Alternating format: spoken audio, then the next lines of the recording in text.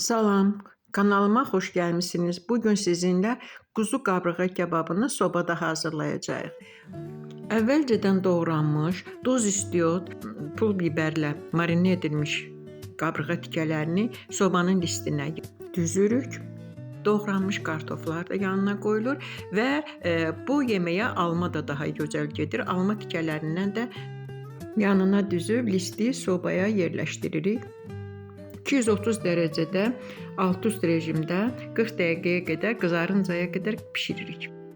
Kənarda servis üçün qırmızı soğan, keşniş və şüyüd doğranılır, üzəri sumaqlanır. Yeməyin yanına istəyinizə görə müxtəlif soslardan da istifadə edə bilərsiniz. Budur, artıq yeməyimiz hazırdır. Siz də hazırlayın, nuş olsun. Ağız dadınız heç zaman pozulmasın.